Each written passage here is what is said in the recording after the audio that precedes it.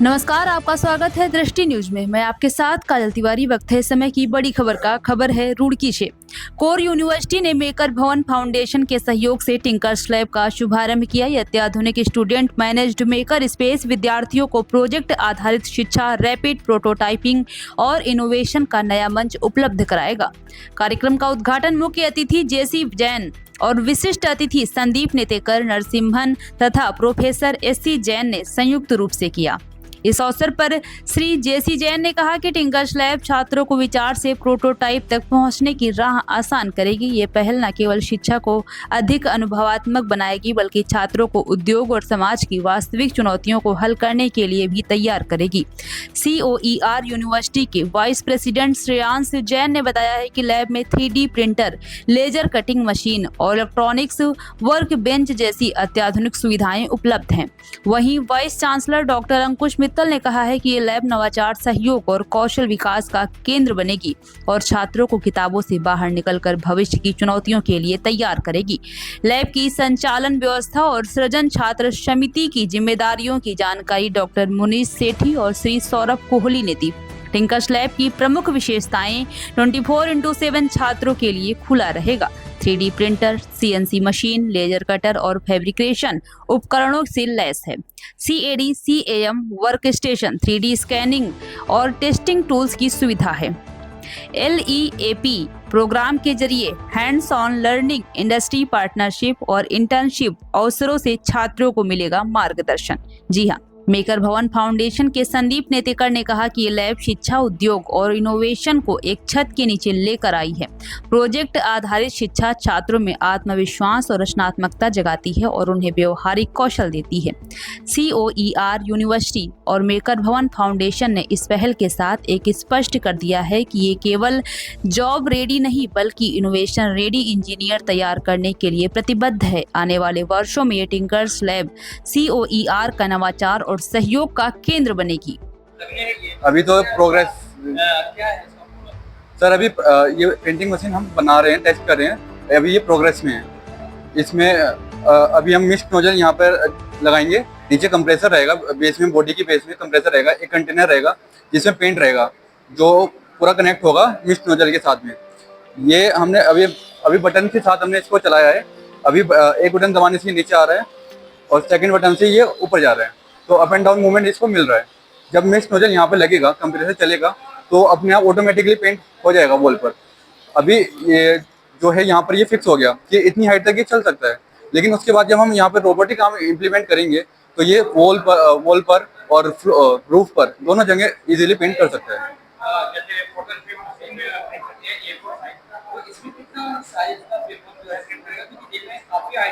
Yes sir. Sir अभी जो है छोटा है, हम 6 फीट तक बनाने की ट्राई कर रहे हैं। उसके बाद उसमें रोबोटिक आर्म लगे जिससे वो पूरा रूफ तक पहुंच सके, 10 फुट 12 फुट तक कर सके इजीली। ये आविष्कार आपका कामयाब हो जाता है, मार्केट में भी आएगा, क्या कोशिश रहेगी, क्या जो उससे कम रहेगी या ज़्यादा रहेगी? सर एवरेज रखेंगे हम कॉस्ट का। जो कॉन्ट्रैक्टर्स हैं, छोटे कॉन्ट्रैक्टर्स हैं, बड़े तो खरीद ही सकते हैं, जो छोटे कॉन्ट्रैक्टर्स हैं वो खरीद सकेंगे। ये जैसे सेकंड आर्टिकल है, ये बुक मार्क है, किताब के बीच में पढ़ रहे हैं कहीं पे, पेज नंबर 12 में पहुँचे, ऐसे लगा के छोड़ दिया, यहीं से कंटिन्यू कर दिया। अच्छा, जैसे कि हम देख पा रहे हैं ये बैग है। अब ये बैग है, इसकी स्पेशलिटी ये है कि ये मार्बल जूट या कॉटन से नहीं बना है, ये बना है यहाँ पे यूजुअली उत्तराखंड में बोलते हैं कंडाली, साइंटिफिकली दैट इज मेटल, उसके फाइबर से ये बनाया गया। बाद में मैंने इसमें आर्ट एंड क्राफ्ट किया। लेकिन देखने में ये ऐसा लगता है जैसे कॉटन या जूट। तो जो फाइबर बनता है, फाइबर तो सेम ही रहेगा, फाइबर सेम ही रहेगा। जब आपको डिफरेंस देखना होगा, डिफरेंस आपको फाइबर में दिखेगा। आप मिक्स करके देखेंगे, ये देखिए ये अलग तरीके का दिख रहा है, ये अलग तरीके का दिख रहा है। ये बुनकर जो है, जो बुनकर है, बुनकर परसेंट पर बुनता है। इसमें 75% है, इसमें 65% है, इसमें 85% है, सब में अलग अलग परसेंट का फाइबर यूज करता है।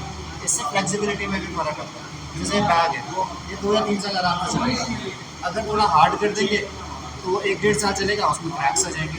तो उसके हिसाब से हमें करना पड़ता है कि हम आर्टिकल क्या बना रहे हैं, उसके हिसाब से हमें फाइबर की कॉम्प्लेक्सिटी देखनी है। अरे कोई भी चीज़ नहीं बनती है, मार्केट में जरूर जाती है, मार्केट प्राइस क्या रहेगा इसका? क्या मार्केट के प्रोडक्ट से सस्ता रहेगा या अभी सर अभी जैसे हम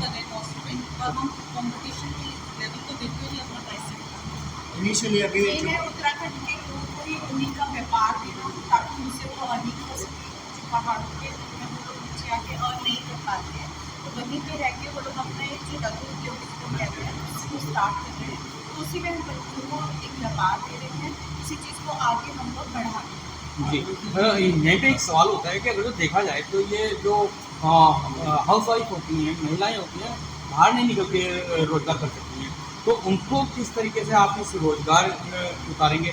क्योंकि जैसे सरकार की एक नीति है कि कच्चा माल दो और पक्का लेके मार्केट में तैयार करो, तो इस टाइप का आपका भी सेम ये जो आपने बोला ये सेम चीज़ें हम फॉलो कर रहे हैं। बेसिकली जो हमारे बुनकर हैं वो महिलाएं ही प्रायोरिटी में, वो महिलाएं ही बुनकर कर रही हैं। इसमें जो कारीगरी करी है वो महिलाओं ने ही करी है। आर्ट एंड क्राफ्ट में मैडम ने खुद ये क्राफ्टिंग करी है इसमें। जो बेसिकली आर्ट वर्क है मैम ने बनाया है, और जो फाइबर प्रिपेयर हुआ है ये ऊपर जो बुनकर है वो महिलाएं ही हैं, वही कर रही हैं, और वो भी तरीके से कर रही है। ऐसा नहीं कि उनको कोई हेल्थ हज़ार्ड आ रहा है, उनके पास प्रॉपर मशीन्स हैं और उन मशीन्स के थ्रू वो ये बुनकर का काम कर रही है। तो कितना मंथली अर्निंग कर सकती है? सर मंथली अर्निंग वैसे अभी कुछ प्रॉपरली सेट नहीं हुआ है। हमारी कोशिश ये है कि अर्निंग मार्जिन जो है करंट उससे एटलीस्ट 10 से 15% अर्निंग मार्जिन हम बढ़ रहे हैं। अप्रोच हमारी ये है, क्योंकि जो उत्तराखंड के लोग हैं उनके रोजगार में वृद्धि हो, ये हमारा मोटिव है, इस ब्रांड का विजन ही है। तो उन्हीं से हम लेके सिर्फ बैग्स ही ना बनाए और भी और चीज़ें बना के हम उसको और सेल आउट कर सकते हैं। ठीक है, धन्यवाद।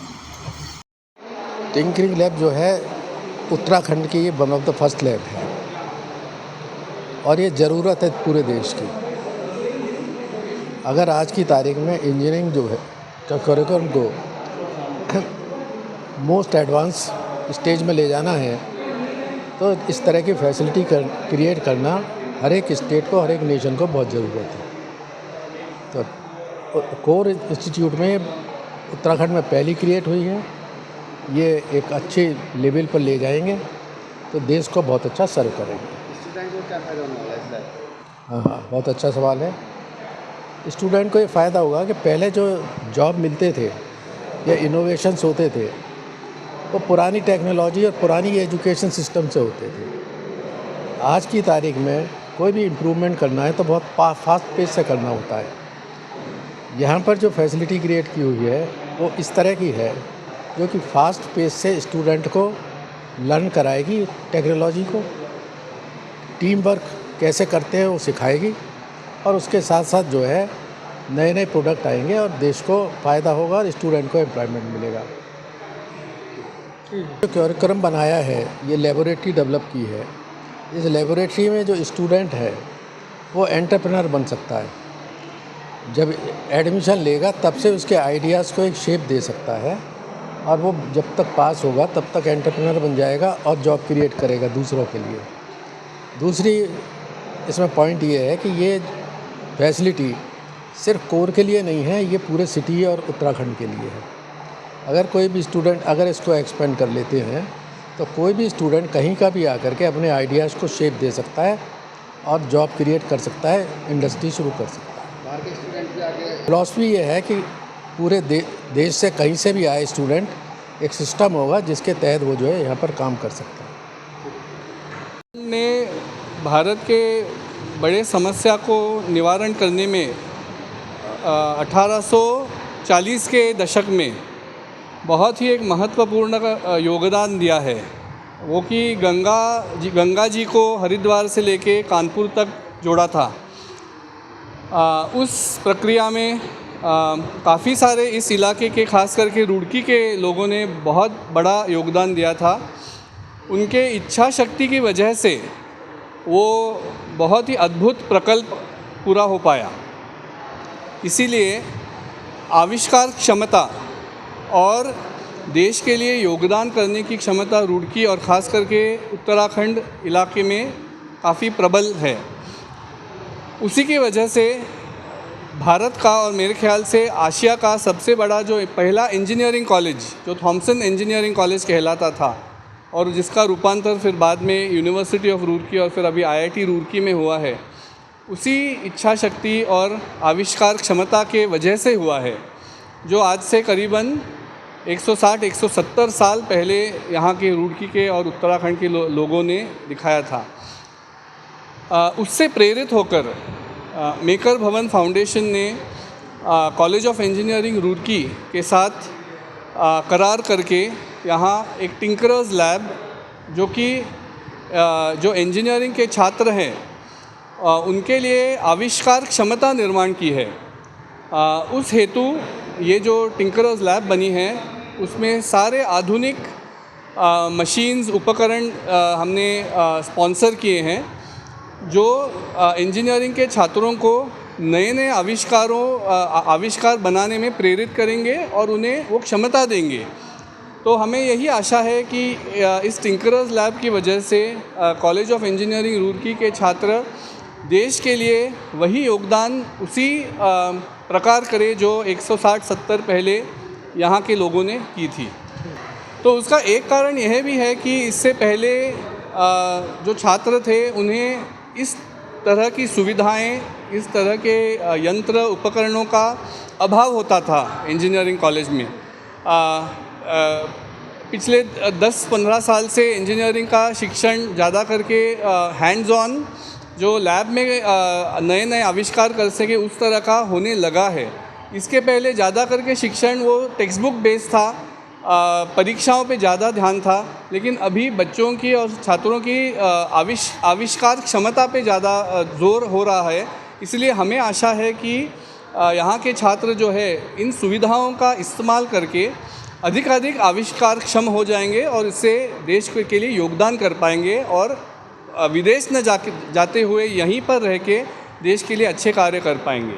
लेकिन देश में सैलरी कम है, विदेशों में ज़्यादा है, शायद ये भी बड़ा कारण मान सकते हैं। तो हमारा इरादा यही है कि इंजीनियरिंग के छात्र नौकरी ढूंढने के बजाय नौकरी पैदा करें, खुद आविष्कार क्षम बने, नए नए उत्पादन तैयार करें जिससे स्टार्टअप आइडियाज़ हो सकते हैं, नए वेंचर्स हो सकते हैं और यहाँ के लोगों को नौकरी दे सकते हैं। तो ये हमारी इच्छा और आकांक्षा यही है। स्टार्टअप कैसे डेवलप करें? तो टिंकरर्स लैब में जो उपकरण साधन है, छात्र उन साधनों का इस्तेमाल करके जो ज़िंदगी में जो छोटी छोटी समस्याएं होती हैं उनके लिए नए आविष्कार निर्माण करें। हो सकता है कि कोई, जैसे आपने उस कमरे में देखा कि काफ़ी सारे स्टार्टअप आइडियाज़ ऑलरेडी बन चुके हैं। तो हमारी यही आशा है कि इन साधनों के द्वारा स्टूडेंट्स और अच्छे और उपयोगी आविष्कार बने जिससे यहाँ का स्टार्टअप इकोसिस्टम मजबूत हो जाए और ज़्यादा स्टार्टअप्स बन सकते हैं।